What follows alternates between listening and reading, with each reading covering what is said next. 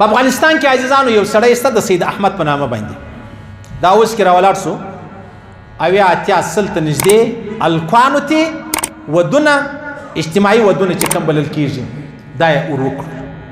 هغه خپل یو فاونډیشن میډیشن لري یا خپل به مطلب یو بنسټ چې دی کوم بولي هغه به لري.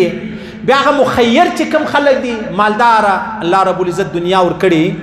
هغه ورته ته روپۍ ورکوي د ده پر ایمان یې بروسه ده د ده پر امانت یې بروسه ده. بیا دی راولاړېږي په یو کور کې یو ځوان ناست دی 6 کاله د کوزدې سوي دي د واده ترتیب یې نه جوړېږي لک دوه نه لري چې دی واده ورباندې وکړي راولاړ سي دا ټوله خرچه په خپله غاړه واخلي بیا د هغه بچي و د هغه بچي واده ور وکړي. دومره زبردست قدم دی دومره زبردست شیګړې ده دومره زبردست اعلی کار دی چې زما او ستا په فکر کې د دې کار هغه احترام چې دی اغستنه دا چې د چا واده نه کېږي د چا لور ناسته ده د چا زوی ناست دی اشه څو تر څو به ناست د دې وجه څه ده عزیزانو؟ وجه دا ده چې زما او ستا په وطن په علاقو په معاشره کې ولور عام دی. ولورم اویا و اتیا زره نه یو دوه کوره به نه حساب وکړو هغه په 10 لکه و په 10 لکه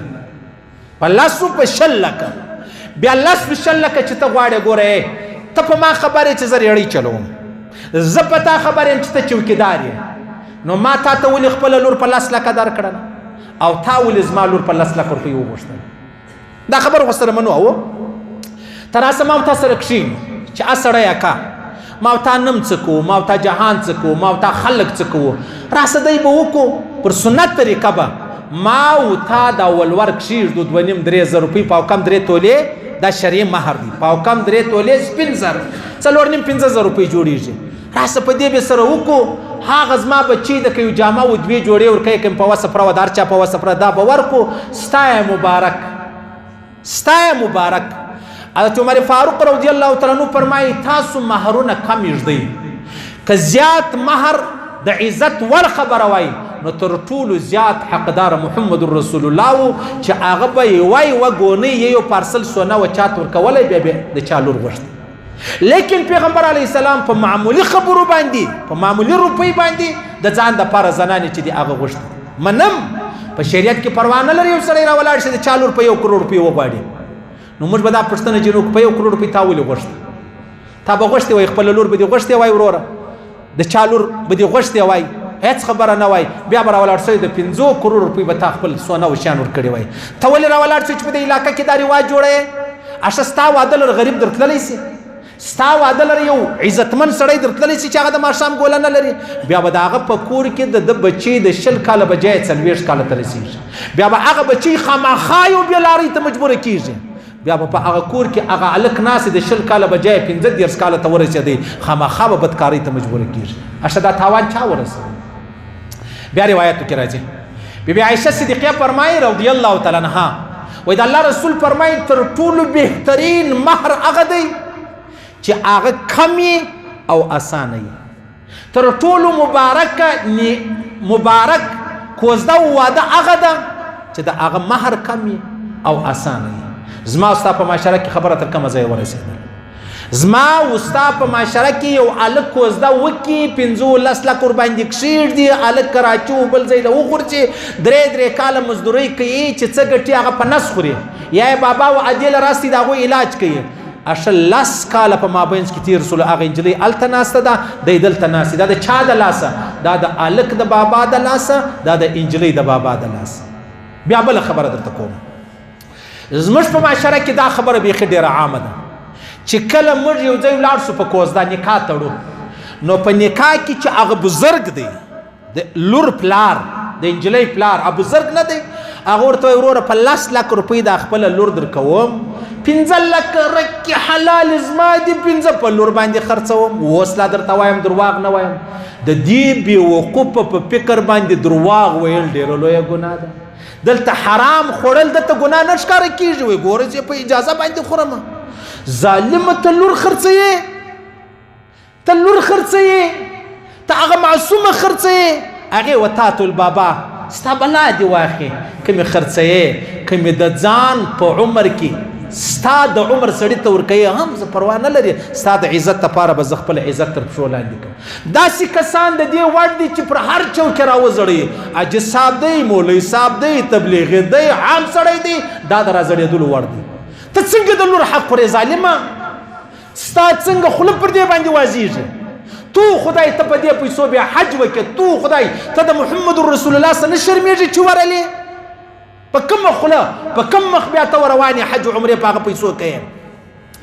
بیا خبره دا د عزیزانو الله رب العزت عجب نظام جوړ کړی دی یو طرف الله رب العزت چاته زوی ور کړی دی بل طرف ته لور ور کړی دی دا بابا ظالم را ولاړ چې خپل لور خرڅ کړي خپل لور خرڅ کړي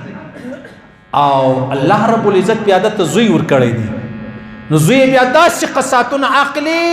چې زوی پر بابا پر کور چنولې دي د هفتې سلسل روپۍ ورکوي چې بابا سره شورې به نه ما او کار به سره پرېږدې ولې که دغه بابا و زوی ته دغه پرېږدي بیا به هغه زوی عاقي پر معمولي خبره باندې هغه بیا ولاړ شي په نالۍ کې به ایروین شروع کړي نو لهذا که یو سړی غواړي چې زه خپلې لور ته محترمه رشته ور پیدا کړم را ولاړ شه د خپل کمبلې مناسبه د هغه د کمبلې د هغه پښتانه وایي ته به پښې د کمبلې سره سمې ځغوې صحیح سولو اوس په ته راولاړېږې خپل رقم غریب سړی قریب دی ورته ووایه چې وروره دغه زما او ستا لور زوی دی ته هم کوزده ورکول غواړې زه هم غواړم چې زما لور چاته ورکړم څه ضرورت یې دی د درواغو د سونې څه ضرورت دی سونه فرض ده لازمي ده تا څه حال دی په 1,10,000 روپۍ باندې یوه توله سونه ده اشه په یوه توله سونه باندې دې ګزاره نه کېږي 5 تولو ته وس نه لري هلک پر کور زوړ سو انجلۍ پر کور باندې زړه سو دا د چا د لاسه دا د 2 مشرانو د لاسه دا د 2 سپین ږیرو د لاسه ورسره ناست مولوي صاحب چې کوم دی هغه به شمول قطعا یې مه کوئ هېڅ د جهان پیغور نه غواړي زه به هم د لور عزت بچاوم تاسو هم د خپل زوی عزت بچاو کوئ چې بچاو مې کوي ها یو سړی به ریړۍ والا یې ورور هغه به تر ځان 100 ګونه بالا سړي ته ودرېږي ستا لور راکړه یاره ته خو نو زما کف نه یې یا نو دا خو په شریعت کې نه دې خبرې اجازه نشته ریړۍ چلایې ریړۍ والا لره ورسه موڅي یې موڅي لره ورسه موزن یې موزن لره ورسه ته به د خپل